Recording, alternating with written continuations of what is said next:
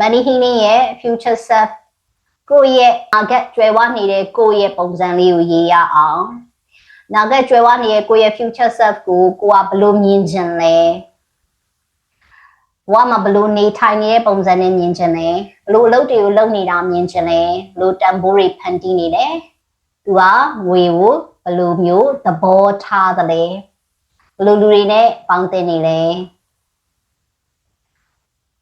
သူရဲ့အချိန်နဲ့ငွေကိုဘယ်လိုစီစဉ်နေလဲ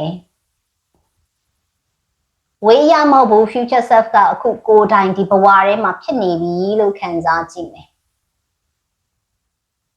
ဒါလေးကိုရေးပြီးပြီဒီအချက်လေးကိုเนาะပြောပြီးပြီရေးပြီးပြီဆိုရင်ကိုယ့်ရဲ့ future self စီကိုတို့တွေအခုစာတစ်စောင်ရေးရအောင်အခုကိုယ့်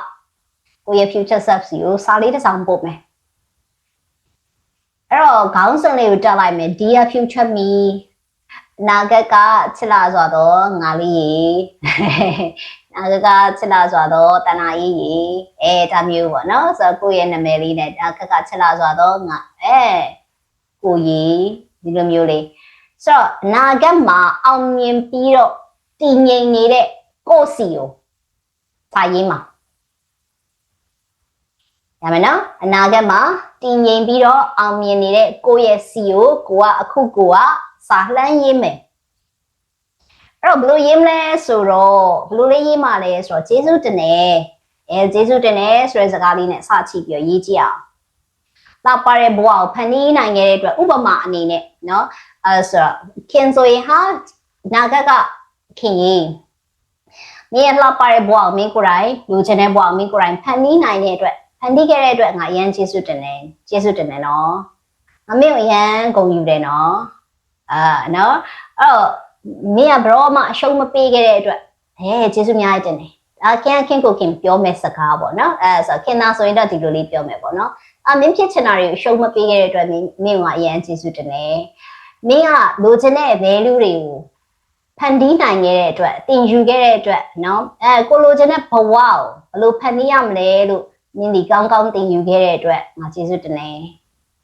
အဲ့တော့ကိုလက်ခံရရှိတဲ့အရာတွေကိုလည်း guilty မဖြစ်ဘဲနဲ့လက်ခံပေးတဲ့အတွက်เนาะအဲ့တော့ guilty မဖြစ်ဘဲနဲ့လက်ခံပေးတဲ့အတွက်ဒီအရာကိုလည်းသင်ယူခဲ့တဲ့အတွက်ကျေးဇူးများတင်တယ်ငွေကြေးကိုလည်းဉာဏ်ရှိနဲ့ဖန်တီးနိုင်ခဲ့တဲ့အတွက် welcome လုပ်နိုင်ခဲ့တဲ့အတွက်ကျေးဇူးများတင်တယ်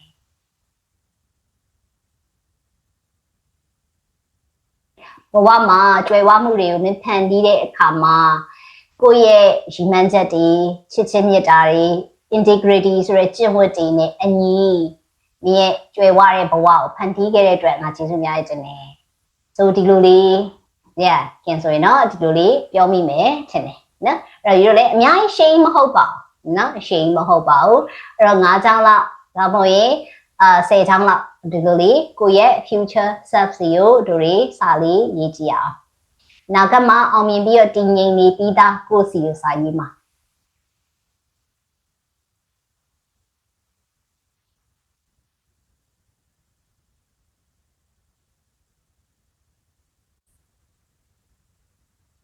ဟုတ်ပြီအဲ့ဆိုယူတော့လေကိုယ့်ရဲ့ future self ကိုအနာဂတ်ကကိုယ်စီကိုအောင်မြင်နေတဲ့ကိုယ်စီကိုစာလေးတစ်စောင်ရေးပြီးပြီဆိုလို့ရှိရင်ကိုယ့်ရဲ့အနာဂတ်ကအဲ့ဒီအောင်မြင်နေတဲ့ကိုယ့်ရဲ့ idea ဘယ်လိုလူမျိုးဖြစ်နေပြီလားဘယ်လိုလူမျိုးဖြစ်နေပြီလားစာကြောင်းတစ်ချောင်းနဲ့ဘယ်လိုလူမျိုးဖြစ်နေပြီလားအဲ့တော့သိဉာဏ်ရှိနဲ့ကိုယ့်ရဲ့ကြွယ်ဝမှုတွေကိုယ့်ရဲ့ value တွေကိုဖန်တီးနိုင်တဲ့သူဝေကျေကိုတကယ်မှဉာဏ်ရှိသုံးနိုင်နေတဲ့သူဒီလိုမျိုးလေးလား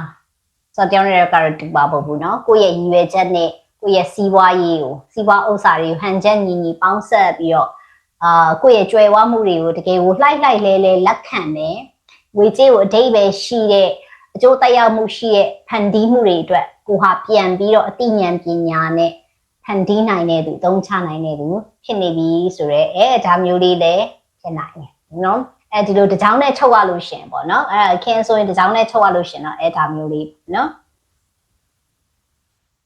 ကိုယ့်ရဲ့ future self ရဲ့တကယ် wealthy ဖြစ်နေတဲ့ ID ဆိုရင်တော့ခင်ခုနပြောလို့ဒါဆိုရင်တော့ခင်တစ်ကြောင်းနဲ့ချုပ်ရရင်တော့ဒီလိုလူမျိုးသူဟာဖြစ်နေပြီပေါ့နော် shame လို့နော်အဲ့တော့ကိုဘယ်လိုလူမျိုးဖြစ်နေပြီလဲဆိုတဲ့ဟာလေးကိုရဲ့ future wealth identity ဒီငါဟာဒီလိုလူမျိုးဖြစ်နေပြီ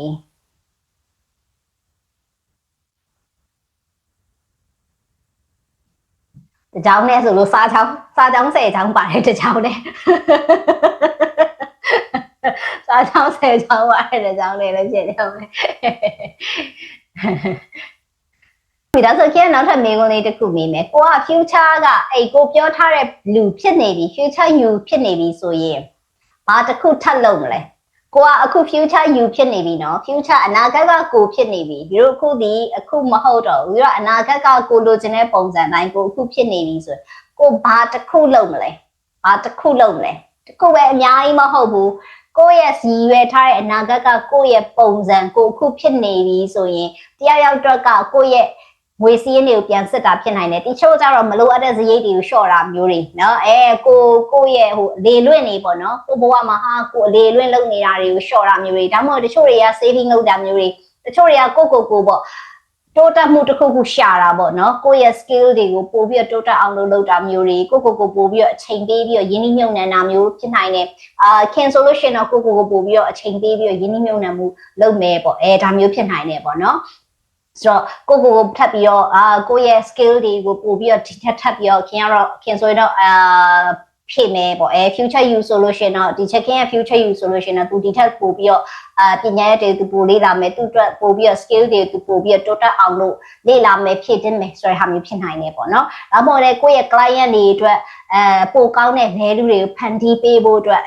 ကိုယ့်ရဲ့ skill တွေကိုပို့ပြီးတော့ဖြည့်မှာပေါ့for me solution ပေါ့နော်ဒီလိုပဲပေါ့လုပ်ငန်းဆိုလဲကိုယ့်ရဲ့လုပ်ငန်းအတွက်အရေးကြီးတဲ့လှုပ်ဆောင်မှုတစ်ခုခုကိုစလုပ်မယ်ဒါမျိုးဖြစ်နိုင်တယ်နော်ငါဒီလုပ်ငန်းလုပ်မယ်လို့ရည်ရွယ်ထားတဲ့သူကငါရဲ့ဒီလုပ်ငန်းနဲ့ပတ်သက်တဲ့အရေးကြီးတဲ့လှုပ်ဆောင်မှုတစ်ခုပဲအများကြီးမဟုတ် way မဟုတ်တစ်ခုပဲအဲ့တော့လှုပ်ဆောင်မှုတစ်ခု action တစ်ခုစမယ်နော် action တချို့က plan တွေကတော့အများကြီးပဲ action တွေမရှိဘူးဆိုတော့ action တစ်ခုစမယ်ဆိုတာမျိုးလေတချို့ပါဖြစ်နိုင်တယ်နော်တစ်ခုပဲရွေးပါဒီနေ့ဒီရက်ကနေစပြီးတော့လုပ်ပြီးဆိုလို့ရှိရင်ဘာတစ်ခုလေးလုပ်လဲဝိန်းသွားဝိန်းမရေးအများကြီးမရေးဘူးအများကြီးရေးလို့ရှိရင်အကုန်လုံးမလုပ်ဖြစ်ဘူးအဲ့တော့တကယ်လုံးမှတစ်ခုပဲသင်ပြောလိုက်လို့ဒီနေ့ plan တစ်ခုကိုတကယ်အကောင့်ထဲပေါ်မယ်โอเคရပြီကျွန်မအရန်တွေးနေရတယ်အများကြီးရှိတယ်ဒါပေမဲ့ကျွန်မဒီနေ့တစ်ချက်ချင်းပြောလိုက်လို့ future you ကသုံးဖြတ်ချက်တစ်ခုကိုတေချာချလိုက်ပြီဒါဖြစ်နိုင်တယ်နော်အဲ့လိုမျိုးဖြစ်နိုင်တယ်နော်ဆိုတော့အများကြီးမဟုတ်ပါဘူးโอเคကျွန်မဒီချက်ချင်းဒီနေ့ပြောလိုက်လို့ကျွန်မဘာလေးမြင်သွားလဲဆိုတော့ကျွန်မဒီထက်ပို့ပြီးတော့ကိုတိုးတက်အောင်လို့နော်ကိုယ့်ရဲ့ value တွေနဲ့ကိုက်ညီအောင်လို့ကျွန်မလုပ်မယ်ဆိုတာဟာမျိုးဖြစ်နိုင်တယ်နော်အဲ့တော့မတူဘူးပေါ့နော်တယောက်နဲ့တယောက်ဆိုတခုရွေးပါဒီနေ့ပဲလုံးမဲ့ဟာပေါ့နော်ဒီရက်ကနေစပြီးပြောင်းလဲမဲ့ဟာလေးကိုရွေးပါ future self meditation လေးကိုတွားရအောင် future self meditation လေးတွားဖို့အတွက်အကုန်လုံးပေါ်ပန်လေးကိုချလိုက်လို့ရပြီကိုယ့်ရဲ့လက်ဝါးလေးနဲ့ဖက်ကိုပူနေအောင်ပုံမယ် heart chakra လေးနဲ့ solar plexus chakra လေးမှာလက်လေးတွေတင်မယ်မျက်လုံးလေးတွေကိုဖွာလေးနှိပ်လိုက်မယ်ကြောရိုးလေးဖြောင်းလေးထိုင်မယ်ရှုတဲ့လေးတွေကိုအာယုံလေးစိုက်ပြီးတော့ရှုပေးမယ်ဖြည်းဖြည်းရှုထုတ်မယ်ဥမာလေးတွေကိုရှုပေးမယ်ဖြည်းဖြည်းရှုထုတ်မယ်လက်ရှိခန္ဓာကိုယ်မှာတင်းကျပ်နေတာတွေအကုန်လုံးလျှော့လိုက်အတွေးတွေဟိုရောက်ဒီရောက်နေရတဲ့အားလုံးလည်းရပ်လိုက်တော့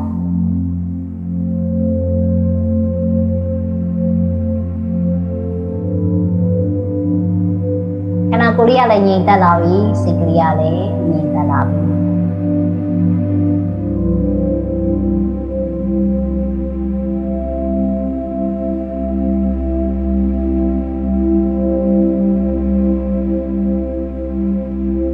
ဒီနေ့မှာဘာလို့အောင်မြင်အောင်လုပ်စရာတွေမလိုအတင်းကျပ်ဖြစ်အောင်လုပ်စရာမလိုဒီနေ့ခိုက်တန်ကလေးမှာပဲရှိနေရုံပဲအတင်းကြီးဘာမှလုပ်ယူစရာမလိုဘူးလို့ပြောလိုက်တာဒီခိုက်တန်လေးမှာပဲရှိနေရုံနဲ့အလုံးလောက်ပါပြီတက်ကိုရှေးလေးရှူထုတ်ပြီးတော့လက်ကိုလုပ်မယ် ကိုယ့်ရဲ့ခန္ဓာကိုယ်ထဲမှာရှိနေတဲ့တင်ကြမှုတွေကိုသတိထားမယ်ဝိကြေးနဲ့ပတ်သက်ပြီးတော့စိုးရိမ်မှုတွေမလုံလောက်မှကြောက်တဲ့စိတ်တွေအနာဂတ်ကိုမတည်ကြတဲ့ခံစားချက်တွေ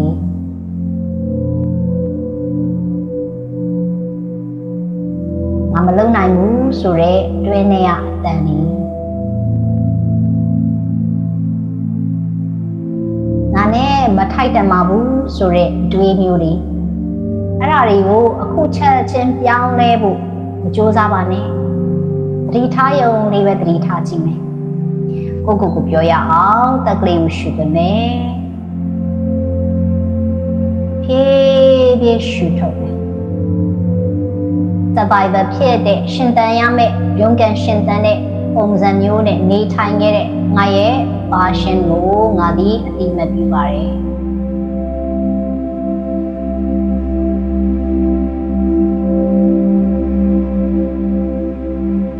ဒီပုံစံဟာအရင်နှုန်းကငါအကောင်းဆုံးနေထိုင်ခဲ့တဲ့ပုံစံဖြစ်တဲ့အတွက်ဒီပုံစံကိုငါကျေးဇူးတင်ပါတယ်အေးပြီးရှုထုတ်လိုက်တာနဲ့အဟောင်းတွေကိုဖြည်းဖြည်းလေးချင်းစီပဲခွာချမယ်နော်ဖြည်းဖြည်းလေးရှုသွင်းလိုက်မယ်ဟုတ်ပြီဒါပေမဲ့ခုကစပြီးတော့ဒီအဟောင်းတွေကိုဖြည်းဖြည်းချင်းစီလွှတ်ချလိုက်တဲ့ဒီနေ့ကနေစပြီးတော့အသက်တယောက်အနေနဲ့ဖြစ်ဖို့အစင်သင်ဖြစ်သွားပါပြီ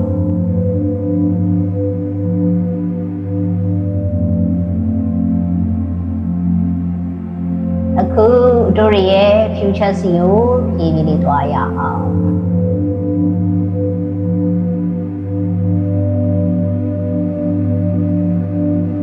ခုတစ်နှစ်3နှစ်5နှစ်ဆိုတဲ့ပွားဝေးလေးကိုဖြည်းဖြည်းသွားကြည့်မယ်အနာဂတ်ကိုခံမှန်းဖို့မဟုတ်ပါဘူးဒါဥပမာအနေနဲ့ပြောတာပါကိုကပဲအနာဂတ်ကြီးကိုပြရပဲအနာဂတ်ကြီးဘယ်နှစ်ပွားမှာဖြစ်နိုင်တယ်လို့ဒီအချင်းတွေခံမှန်းစရာမလိုဘူးအနည်းဆုံးအနာဂတ်တစ်နှစ်လားဒါမဲ့3နှစ်5နှစ်အတွင်းသွားကြည့်မယ်ကိုတိဆောက်ချင်တဲ့ future self ကိုစပြီးတော့ခံစားကြည့်လို့အတွက်ကိုရဲ့ရှေ့မှာတကားလေးတစ်ချက်ရှိတယ်လို့စပြီးတော့မြင်အောင်ကြည့်လိုက်ရအောင်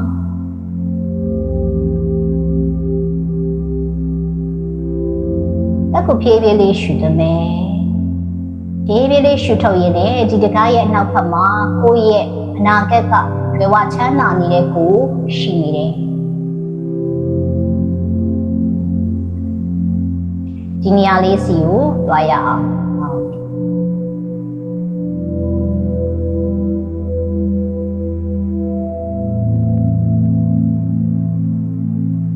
အချိန်ကိုခံမှန်းစရာမလို future လို့အာယုံလေးစိုက်လိုက်ရုံနဲ့ကိုဟာဒီနေ့ထပ်ပို့ပြီးတော့တည်ငြိမ်နေတဲ့သူကိုရဲ့ future wealthy self ရှိတဲ့ဒီနာဂတ်ဟာဒီနေ့ကိုထပ်ပို့ပြီးတော့တည်ငြိမ်နေတဲ့သူငွေကိုကြောက်ရွံ့မှုတွေနဲ့မကင်တွယ်တော့တဲ့သူကိုရဲ့တန်ဖိုးကိုတည်တဲ့သူကိုရဲ့အချိန်ကိုတန်ဖိုးထားကြတဲ့ပညာကိုဝေကြေးတွေကိုပညာရှိစွာနဲ့အသုံးချနိုင်စွမ်းရှိတဲ့သူပေးနိုင်တယ်လို့ပဲကိုလက်ထက်အနေပြီးတော့ဘေးကန်းလှူဒန်းနိုင်တယ်လို့ပဲလက်ခံနိုင်တဲ့သူမျိုး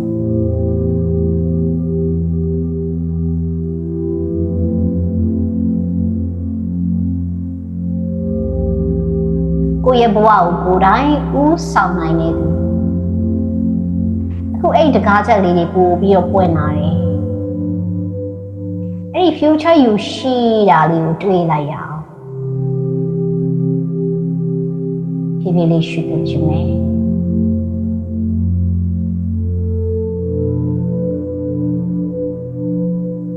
ဖြည်းဖြည်းလေးရှုသွင်းခြင်း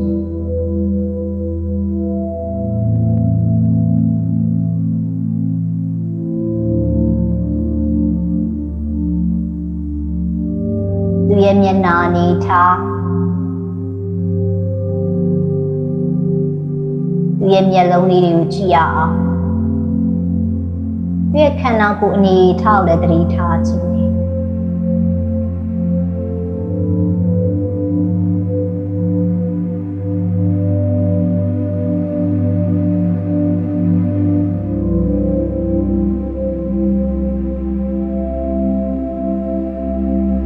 သူဘလို့လမ်းလျှောက်လဲသူဘလို့သက်ရှူလဲသူဘလို့စကားပြောလဲသူရဲ့အတွင်းစိတ်ရဲ့တည်ငြိမ်မှုဒီဘလောက်တောင်ရှိတယ်လဲ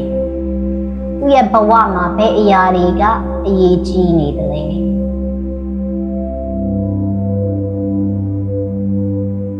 ခံစားကြည့်မယ်ဒါကိုပါပဲ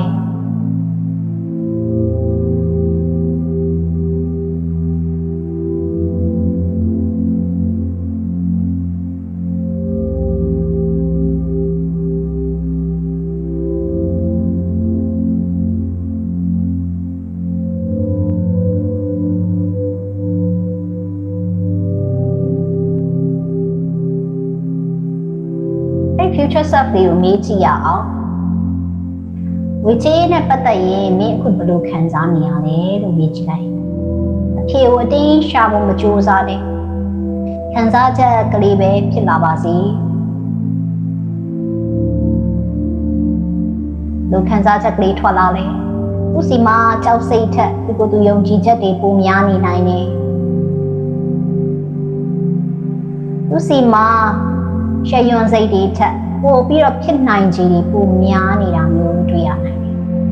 ။သူစီမှာ guilty ဆိုတဲ့အပြစ်ရှိစိတ်ထက် gratitude ဆိုတဲ့ကျေးဇူးတင်စိတ်တွေပိုရှိနေနိုင်တယ်။သူကငွေကိုသူ့ရဲ့ identity မဟုတ်ဘဲနဲ့သူ့ရဲ့ဘဝကိုတည်ဆောက်ဖို့အသုံးချတဲ့ tools တစ်ခုအနေနဲ့ပဲမြင်နေတာမျိုး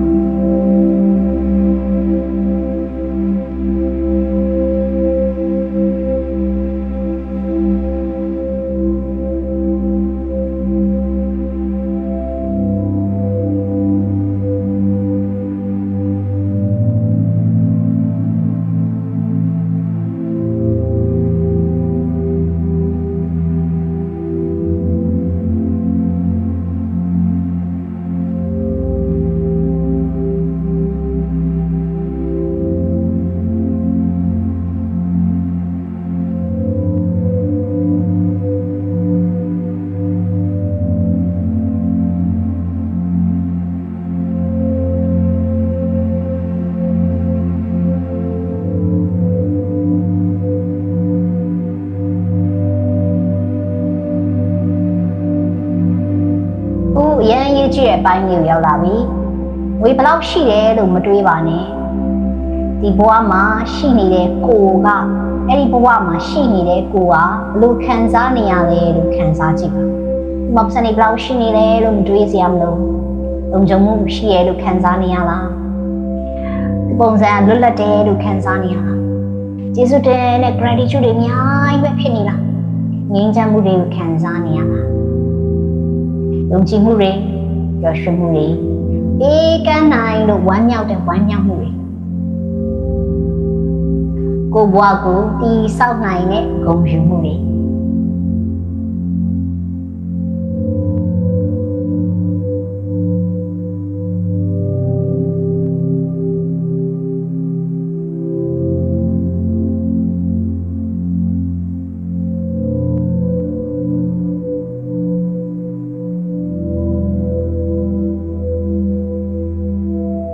အဲ့ခံစားချက်တွေကိုကိုယ့်ရဲ့ရင်ဘတ်ထဲမှာခံစားကြည့်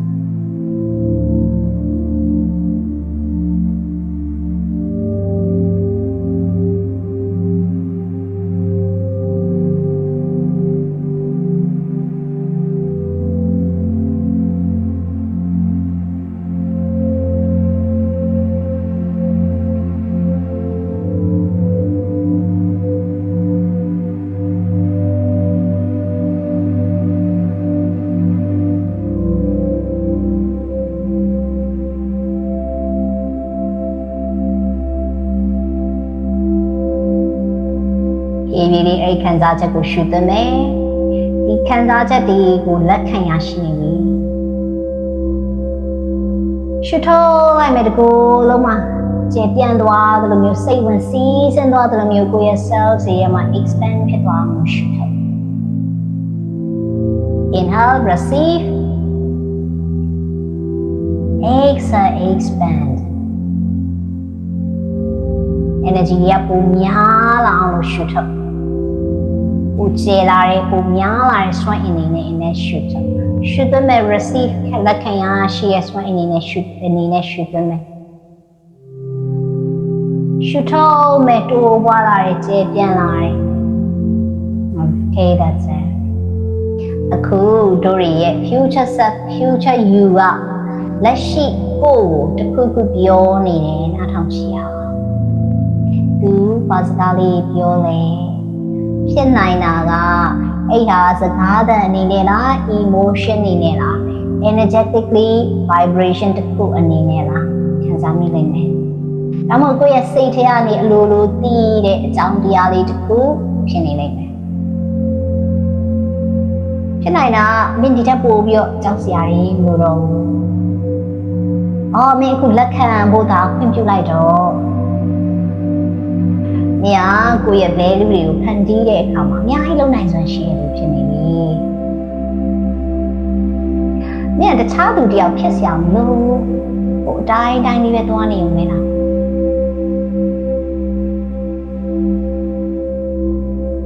ကိုတီလူရှူတာတွေစွန့်ပစ်တာတွေရက်လိုက်တော့โอเคဆက်သွားဆိုဒီလိုစကားတက်နေလဲဖြစ်နိုင်တာလေဖြစ်နိုင်တယ်ဒါပေါ်ရင်တခြားသောအကြောင်းအရာတွေလည်းဖြစ်နိုင်တယ်စကားတက်နေတဲ့စကားလုံးအနေနဲ့မဟုတ်ဘဲနဲ့ဒီနေ့မှာတစ်ခုခုလေးစိတ်ထဲမှာတည်နေတဲ့အတိတရားလေးတစ်ခုအနေနဲ့လည်းဖြစ်နိုင်တာပဲအဲ့ဒီစကားကိုကိုယ့်ရဲ့နှလုံးသားတော့မမိမှာသိချပဲ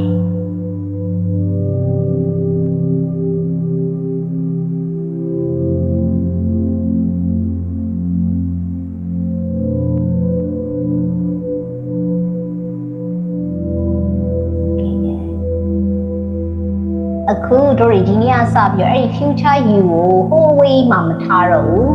သူရဲ့ရှေ့မှာရက်နေရနေပြီးတော့သူ့ရဲ့နေရာမှာသူကခုနကိုယ့်ရဲ့အရှေ့မှာရက်နေရနေပြီးအခုသူ့ရဲ့နေရာနေဝင်ပြီးတော့ရက်ကြည့်လိုက်ရအောင်သူ့ရဲ့မျက်လုံးကိုကြည့်မယ်သူ့ရဲ့ခန္ဓာကိုယ်နဲ့အသက်ရှူမယ်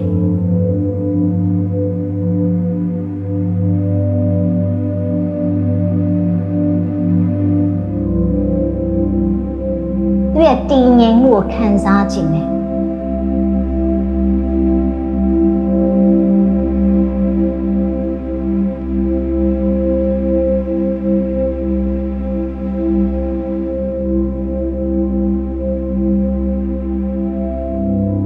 သူ့ရဲ့ယုံကြည်မှုကိုခံစားကြည့်မယ်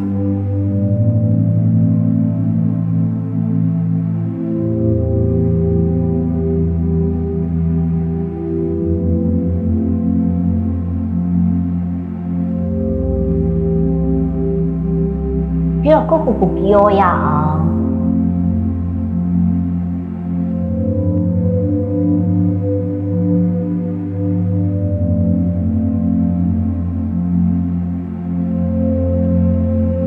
ငါဒီလိုလူမျိုးဖြစ်လာပြီငါရဲ့တန်ဖိုးကိုဖန်တီးနိုင်နေပြီ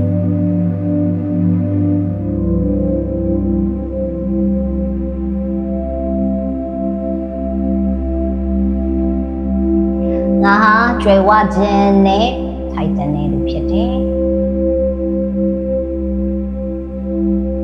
ငါဟာငွေကြေးကိုဉာဏ်ရှိ manage လုပ်နိုင်တဲ့လူဖြစ်တယ်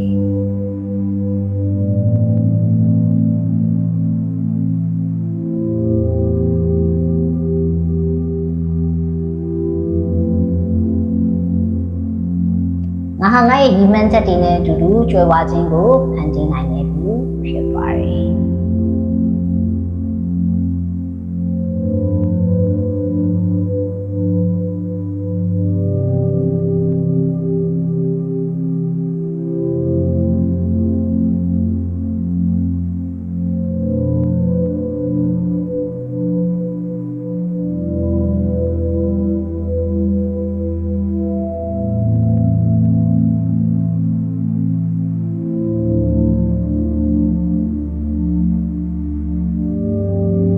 future self ကိုမေးကြည့်အောင်ဒီနေ့မှာတစ်ခုဖြစ်ရမယ်ဆိုလို့ရှိရင်ငါဒီနေ့မှာဘယ်ရာတစ်ခုဖြစ်လာပြီလဲတစ်ခုလုပ်ရမယ်တစ်ခုလုပ်ရမယ်တစ်ခုလိုချင်လို့တစ်ခုလုပ်ရမယ်ဆိုရင်ဒါအားလေးလေ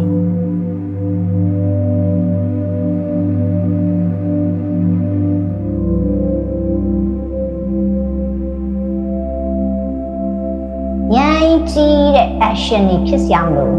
အရန်ကြီးမားပြီးခံစားနေစရာမလိုကိုယ့်ရဲ့ client တယောက်ကိုဖုန်းဆက်ပြီးတော့ဆက်သွယ်ရလဲဖြစ်နိုင်တယ်ကိုယ့်ရဲ့ skill တွေကိုတိုးတက်အောင်လုပ်တာလည်းဖြစ်နိုင်တယ်ကိုယ့်ရဲ့ဆုံးဖြတ်ချက်တစ်ခုကြအောင်လို့ဆုံးဖြတ်ချက်ချလိုက်တာလည်းဖြစ်နိုင်တယ်ကိုယ့်ရဲ့မလိုအပ်တော့တဲ့အကျင့်ဟောင်းတွေကိုရပ်လိုက်တာလည်းဖြစ်နိုင်တယ်ကိုယ့်ရဲ့ value ကိုယ့်ရဲ့တန်ဖိုးရဲဝုန်းဝုန်းပြသတာမျိုးလည်းဖြစ်နိုင်တယ်အဲ့ဒီ action တွေကိုမှတ်သားထားပါ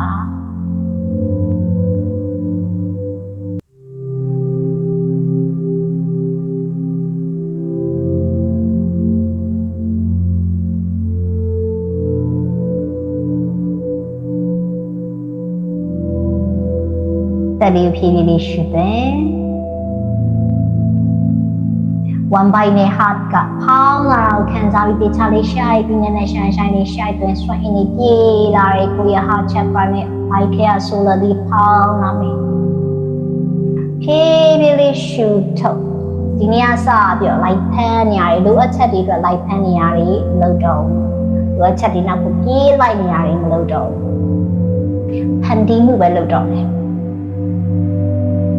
ဒီနေ့အစပြီးတော့လက်ခံရရှိဖို့အတွက်ကြောက်နေရမျိုးတွေလုပ်တော့ I choose to receive ဒီနေ့အစပြီးတော့ကိုယ့်ရဲ့ identity ကိုပေါ်ထုတ်ရမှာတွေမကြောက်တော့ကိုယ့်ရဲ့တည်စိတ်ရှိရှိနဲ့ကြွယ်ဝမှုကိုဖန်တီးဖို့အတွက်ရွေးချယ်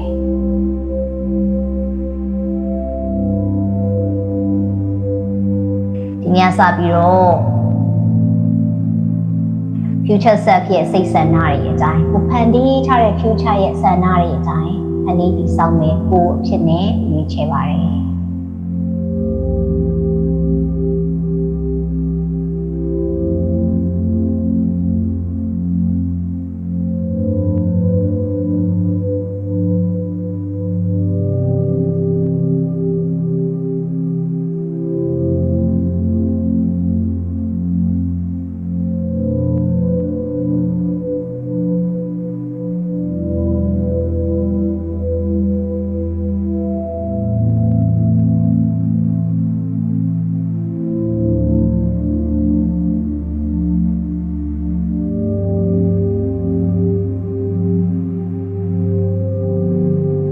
Okay အဲ့ဒီ future self ရဲ့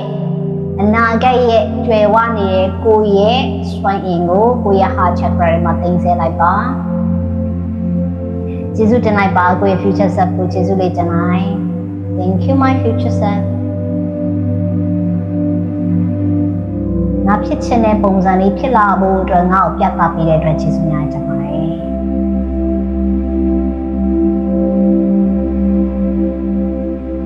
ဝေးချယ်မှုတွေလုပ်ပြီးတော့ငါမင်းကိုရှောက်ပြီးတွေ့ရှိရတဲ့အတွက်ကျေးဇူးတင်တယ်